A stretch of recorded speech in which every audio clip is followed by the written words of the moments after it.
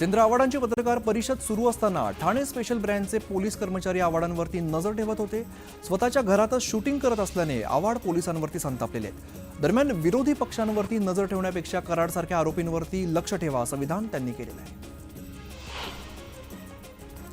संतोष देशमुखांची हत्या इलेक्शन फंडवरून झाली असा गंभीर आरोप जितेंद्र आव्हाडांनी केलेला आहे. कोस्टल रोड सुद्धा फक्त इलेक्शन फंडसाठी केलेला प्रकल्प आहे, त्याची एकही परवानगी आलेली नाही असा आरोप आव्हाडांनी केला आहे. नैतिकतेच्या आधारावरती धनंजय मुंडेंनी राजीनामा द्यावा अशी मागणी भाजप आमदार सुरेश धस यांनी केलेली आहे. संतोष देशमुख हत्या प्रकरणी बीडचे खासदार बजरंग सोनवणे यांनी राष्ट्रीय मानवाधिकार आयोगाच्या अध्यक्षांची भेट घेतली. देशमुख हत्येप्रकरणी आयोगाकडून दखल घेऊन चौकशी केली जावी अशी मागणी त्यांनी केली. पंकजा मुंडे यांच्यावरती चिकी घोटाळ्याचा आरोप झाला होता तेव्हा धनंजय मुंडेंनी राजीनाम्याची मागणी केली होती. मात्र आता तशी परिस्थिती दिसत नाही. बीड आणि समस्त मराठा समाजामध्ये कमालीची नाराजी आहे. धनंजय मुंडेंच्या राजीनाम्याच्या मागणीला राजकीय किनार असल्याचं म्हणत सुषमा अंधारे यांनी टोला लगावलाय. गुन्हेगारीला प्रोत्साहन देणारी प्रस्थापित घराणी अनेक वर्षांपासून पोसली जात आहेत असा आरोप सदाभाऊ खोत यांनी केलेला आहे. जोपर्यंत देवेंद्र फडणवीस मुख्यमंत्री आहेत तोपर्यंत महाराष्ट्रातील गुंडागर्दी पूर्णपणे नाहीशी झाली पाहिजे असं आवाहन सदाभाऊ खोत यांनी दिलं आहे. बीडच्या पालकमंत्रीपदाबाबत बावनकुळेंनी सूचक वक्तव्य केलेलं आहे. राष्ट्रवादीने बीडचं पालकमंत्रीपद मागितलंय, त्याच्या यादीत बीडचं पालकमंत्रीपद आहे असं वक्तव्य बावनकुळेंनी केलं आहे. काही लोकांनी सत्तेचा गैरवापर केला त्यामुळे त्यांना जनतेच्या रोषाला सामोरं जावंच लागेल. मात्र अजित पवार यांना बीडचं पालकमंत्री करायचा निर्णय झाला असेल तर तो निर्णय योग्यच आहे असं वक्तव्य अंबादास दानवेंनी केलं आहे. बीडचं पालकमंत्रीपद अजित पवारांना मिळणार आहे. दरम्यान या पालकमंत्रीपदाला अंजली दमानिया यांनी विरोध केलेला आहे. धनंजय मुंडेंच्या पक्षातील कोणालाही बीडचं पालकमंत्रीपद मिळू नये अशी मागणी त्यांनी केली. शरद पवार गटाचे बीडचे खासदार बजरंग सोनवणे यांनी बीडच्या पालकमंत्रीपदी जबाबदारी पवारांनीच स्वीकारावी अशी इच्छा व्यक्त केली आहे. अजित पवारांकडे पालकमंत्रीपद आल्यास त्यांना समजेल की जिल्ह्यामध्ये नक्की काय चाललंय असं वक्तव्य त्यांनी केलं आहे. बीडमधील संतोष देशमुख हत्या प्रकरणात धनंजय मुंडेंच्या राजीनाम्याची मागणी तीव्र होऊ लागलेली आहे. विरोधकांकडून जोरदार विरोध होत असतानाच मंत्री राधाकृष्ण विखे पाटलांनी स्पष्टोक्ती केलेली आहे. एसआयटीचा अहवाल समोर आल्यानंतरच राजीनाम्याचा निर्णय होईल अशी स्पष्टोक्ती त्यांनी केली आहे. शरद पवारांवर जेव्हा आरोप झाले होते तेव्हा त्यांनी राजीनामा दिला होता, त्यामुळे धनंजय मुंडेंनी नैतिकता पाहून राजीनामा द्यायला हवा अशी मागणी सुप्रिया सुळेंनी केली आहे.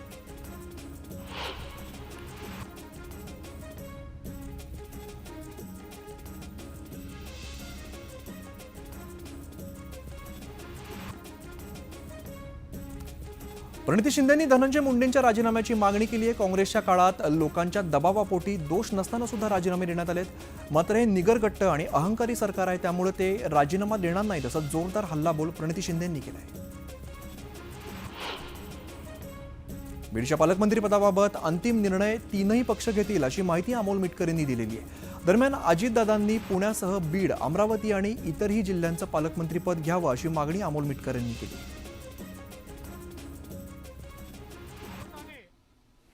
ज्या काही नवीन कॅपेबिलिटीज तयार केलेल्या आहेत आणि आपल्या शूर सेनेने जे काही आता या ठिकाणी आपल्याकरता वेगवेगळ्या प्रकारचे आपले सुरक्षेचे इक्विपमेंट्स तयार केलेले आहेत त्याचं प्रदर्शन या ठिकाणी आहे. मी आमच्या सैन्य विभागाचं मनापासून अभिनंदन करतो. आजच्या स्थितीमध्ये नॅशनल सिक्युरिटी समोरचं सगळ्यात मोठं आव्हान कोणतं आहे तुम्हाला असं वाटतं? मला असं वाटतं की इंटरनली भारत मजबूत आहे, एक्सटर्नली पण भारत मजबूत आहे. आमची सेना जगातल्या उत्तम सेनेपैकी एक सेना आहे की जी निश्चितपणे कुठल्याही प्रकारच्या हल्ल्याला परतवू शकते.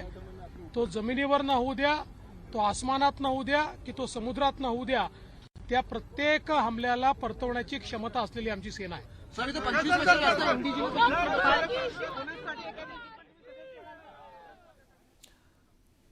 तर मुख्यमंत्री देवेंद्र फडणवीस हे माध्यमांशी संवाद साधत होते.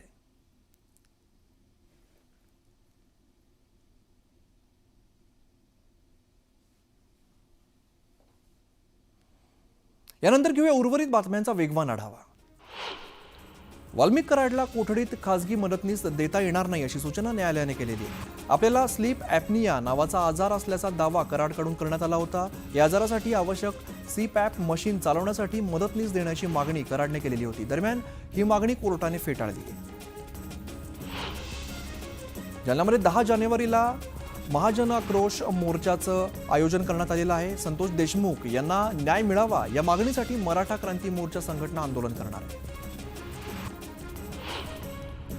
पुण्यातील खेड बाजार समितीत फुले दाम्पत्याच्या पुतळ्याचं अनावरण सोहळ्यानिमित्त शरद पवार आणि छगन भुजबळ एकत्र पाहायला मिळाले. यावेळेला शरद पवार आणि भुजबळांनी एकाच कारमधून प्रवास केला.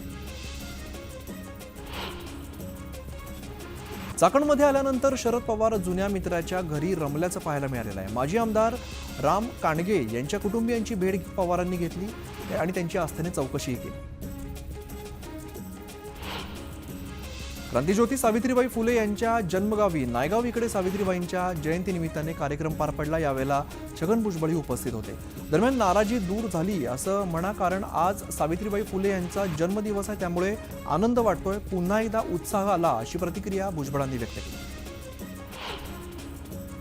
दिल्लीत फेब्रुवारीत भरणाऱ्या साहित्य संमेलनाच्या नियोजनात आज भाजपाची एंट्री झालेली आहे. अखिल भारतीय साहित्य संमेलनाच्या सहकार्यवाहपदी केंद्रीय राज्यमंत्री मुरलीधर मोहोळ यांची निवड करण्यात आली. केंद्र सरकारने कांदा निर्यात शुल्क 40% 20% आणलं. यापुढे देखील शेतकऱ्यांसंदर्भात कल्याणकारी निर्णय घेतले जातील. उर्वरित 20% कांदा निर्यात शुल्क रद्द केलं जाईल असं आश्वासन केंद्रीय कृषी मंत्री शिवराज सिंह चौहान यांनी दिलं आहे. प्रत्येक जिल्ह्यातील दौऱ्यात पुष्पगुच्छ आणू नका अशी भूमिका मंत्री नितेश राणे यांनी घेतलेली आहे. राज्यातील सर्व महापालिका, जिल्हा परिषद आणि मत्स्य व्यवसाय आणि बंदरे विभागात नितेश राणेंनी आदेश दिले. सावित्रीबाई फुले यांच्या द्विशताब्दीपूर्वीच स्मारक तयार होईल अशी मोठी घोषणा मुख्यमंत्री फडणवीसांनी केली. सावित्रीबाई फुले पुरस्कार याच दिवशी दिले जावेत, यासह पुरस्कार सुरू करण्यासाठी सरकारला विनंती करणार अशी माहिती छगन भुजबळ यांनी दिली. भाजपावरती नेहमीच आगपाखड करणाऱ्या ठाकरे गटाच्या सामना मुखपत्रातून मुख्यमंत्री देवेंद्र फडणवीसांचं कौतुक केलेलं आहे. गडचिरोलीत होत असलेल्या बदलाबद्दल त्यांनी फडणवीसांवरती कौतुकाचा वर्षाव केलाय. त्यामुळे पुन्हा एकदा ठाकरे गट आणि भाजपाच्या मनोमिलनाच्या चर्चा रंगल्या. सामनामधून माझं कौतुक झालं हे चांगलंच आहे, त्यासाठी धन्यवाद असं वक्तव्य मुख्यमंत्री फडणवीसांनी केलंय. फडणवीसांचं कौतुक का करू नये, आम्ही भाजपाच्या चांगल्या कामाचं नेहमीच कौतुक केलंय, त्यामुळे यात जवळीक साधण्याचा प्रश्नच नाही असं वक्तव्य संजय राऊत यांनी केलेलं आहे. तर फडणवीसांनी नक्षलवाद्यांसह मराठी माणसावरती होणारा अन्याय मोडून काढावा अशी मागणी सुद्धा केली. महायुतीला एवढं मोठं बहुमत मिळून सुद्धा मागील 1.5-2 महिना जी कामं होणं अपेक्षित होतं त्यातलं काहीच झालेलं दिसत नाही. केवळ मुख्यमंत्री देवेंद्र फडणवीस ॲक्शन मोडवरती दिसत आहेत, बाकीचं कुणी दिसत नाही असा खोचक टोला सुप्रिया सुळेंनी लगावला. सामनासारख्या दैनिकाने फडणवीसांच्या कामाचं कौतुक केलंय, म्हणजे त्यांचं काम किती मोठं आहे हे त्यांना समजलं असा खोचक टोला अतुल सावेंनी लगावलाय. शिवसेना उभाटाचं मुखपत्र सामनातून मुख्यमंत्री देवेंद्र फडणवीसांचं कौतुक करण्यात आलेलं आहे. दरम्यान गडचिरोली हा छोटासा नमुना आहे, आगे आगे देखो होता है क्या अशी प्रतिक्रिया ग्रामविकास मंत्री जयकुमार गोरेंनी दिली. माळशिरस नगरपंचायतीच्या उपनगराध्यक्षपदी मंगल केमकर यांची बिनविरोध निवड करण्यात आली. भुजबळांनी स्वतःची झोपडी बांधावी, आपली ताकद निर्माण केल्याशिवाय ओबीसी आणि धनगरांचे प्रश्न सुटणार नाहीत असं वक्तव्य करत जानकरांनी भुजबळांना आवाहन केलेलं आहे. तर आगामी निवडणुका स्वबळावरती लढणार असा दावा सुद्धा त्यांनी केला. संभाजीनगर ते शिर्डी, अहिल्यानगर ते पुणे आणि अहिल्यानगर ते मुंबई रेल्वे मार्गाचं सर्वेक्षण करण्यासाठी अधिकाऱ्यांची टीम अहिल्यानगरमध्ये येणार आहे. खासदार निलेश लंकेंनी लोकसभेत रेल्वे मार्गाची मागणी केली होती. दरम्यान हा प्रश्न लवकरच मार्गी लागणार असल्याचं लंके म्हणाले. संभाजीनगरमध्ये शिवसेना ठाकरे गटाला खिंडार पडण्याची शक्यता आहे. संभाजीनगरचे माजी महापौर नंदकुमार घोडिले शिवसेनेच्या वाटेवरती आहेत. येत्या 2 दिवसांमध्ये घोडिले यांचा पक्षप्रवेश होण्याची शक्यता आहे. विधानसभा निवडणुकीत ईव्हीएमची जबाबदारी मोहित कंबोज यांच्यावरती होती. कंबोज यांनी ईव्हीएम घोटाळा करून भाजपाला जागा निवडून दिल्यात असा आरोप उत्तम जानकरांनी केलाय. येत्या 3 ते 4 महिन्यात राज्यातील सरकार पडेल असा दावा सुद्धा त्यांनी केलाय. प्रणिती शिंदेंच्या आरोपांवरती आदिती तटकरे यांनी प्रत्युत्तर दिलेलं आहे. पहिल्यापासूनच विरोधकांना लाडकी बहीण योजनेची ॲलर्जी होती. एका बाजूला त्या म्हणतात 1500 दिल्याने राज्य आर्थिक संकटात येईल, मात्र दुसरीकडे 3000 रुपये देण्याचं वक्तव्य करणं म्हणजे दुटप्पीपणाचं लक्षण आहे, असा हल्लाबोल सुद्धा केला. अमरनाथमधील शिवसेनेचे आमदार बालाजी किणीकर यांच्या हत्येचा कट रचण्यात आल्याचा आरोप करण्यात येतोय. या प्रकरणी शिवसेनेच्या महिला आघाडी आक्रमक झालेल्या आहे. आरोपीवर तात्काळ कडक कारवाई करावी अशी मागणी सुद्धा केली. भाजपाचे मुंबई अध्यक्ष आशिष शेलार यांना मंत्रिमंडळात जबाबदारी देण्यात आल्यानंतर आता पालिका निवडणुकीमध्ये ठाकरेंना भिडणारा मुंबई अध्यक्ष भाजपाला निवडावा लागणार आहे. प्रवीण दरेकर, अमित साटम, भातखळकर, अळवणी, संजय उपाध्याय, सुनील राणे यांच्या नावांची चर्चा आहे. मुख्यमंत्री देवेंद्र फडणवीसांनी एका शायरीच्या कार्यक्रमात हजेरी लावली होती. यावेळेला त्यांनी विरोधकांवरती निशाणा साधलाय. यह शायरी 5 साल पहले सुनानी चाहिए थी असं म्हणत त्यांनी ठाकरेंना टोला लगावलाय. वसईमध्ये पुन्हा एकदा बविया विरुद्ध भाजपामध्ये संघर्ष पेटलेला आहे. भाजपने केवळ 5 नगरसेवकांची नावं जाहीर करावी असं आव्हान माजी महापौर रुपेश जाधव यांनी भाजपाला केलं होतं. यावरती आमदार स्नेहा दुबे यांनी टोला लगावलेला आहे. स्थानिक पक्षानं जास्त उड्या मारू नयेत, हाच त्यांना प्रेमाचा सल्ला असं बवियावरती निशाणा साधला आहे. केंद्रीय कृषी मंत्री शिवराज सिंग चौहान यांनी त्र्यंबकेश्वरमध्ये ज्योतिर्लिंगाचं दर्शन घेतलेलं आहे. यावेळेला सहकुटुंब विधिवत पूजा करत त्यांनी प्रार्थना केली आहे. मीरा भाईंदरमधील अवैध बांधकामांसाठी मनपा आयुक्त जबाबदार असल्याचा आरोप भाजपाचे आमदार नरेंद्र मेहता यांनी केलेला आहे. लेडी डॉन गुलशन पटेल यांच्या दहशतीमुळे आणि स्थानिक नेत्यांच्या दबावामुळे बांधकामावरती कारवाई न झाल्याचा आरोप सुद्धा केला आहे. शहापूरमध्ये ग्रामपंचायतीचे माजी सरपंच कदम उघडा यांच्यावरती 15 ते 20 जणांच्या टोळक्याने प्राणघातक हल्ला करत त्यांची कार फोडलेली आहे. यामध्ये माजी सरपंचाचे दोन्ही पाय फ्रॅक्चर झालेले आहेत. या प्रकरणी पोलिसांनी 3घांना अटक केली असून आणखीन आरोपींचा शोध सुरू आहे. आर्थिक वर्षातील दुसऱ्या तिमाहीमध्ये राज्यात 1,13,236 कोटी रुपयांची परकी गुंतवणूक झाल्याची माहिती समोर येते. संपूर्ण वर्षभराच्या 94.71% गुंतवणूक फक्त 6 महिन्यात झाल्याचा दावा मुख्यमंत्र्यांनी केला आहे.